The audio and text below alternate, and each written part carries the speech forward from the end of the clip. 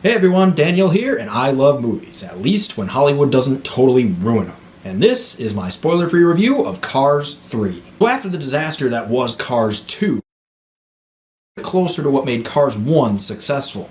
Once again, we have Owen Wilson starring as Lightning McQueen, who is now a 7-time Piston Cup winner. But he finds himself overshadowed by a group of next-generation racers that are taking over the sport, led by the arrogant Jackson Storm. Really resembles what Lightning McQueen was at the beginning of Cars 1. Getting beat by a punk like that and being hounded by the media asking him whether he's going to retire or not wasn't enough for Lightning. His sponsors, Rusty and Dusty, actually sold Rusty's to a billionaire CEO car named Mr. Sterling, who wants to cash in on Lightning's legacy by making him sell all sorts of various products. Lightning, of course, doesn't want to do this, so he strikes a deal with Mr. Sterling and says that if he wins his next race, he can decide when he's actually going to retire. So the thing that really stood out to me about this movie was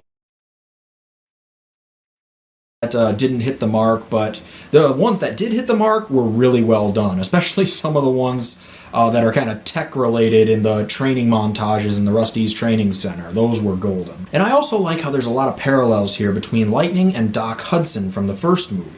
They're both kind of in this transitional period, going from athlete who's at the top of their game to a bit more of a mentor figure. And Lightning doesn't want his career to go the same way that Doc's did. He wants to keep racing.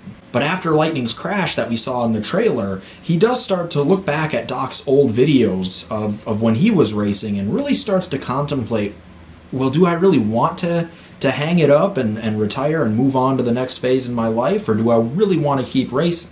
And as a result, we get to see that relationship between the two really develop and deepen a little bit more than it was in Cars 1. And I really liked that.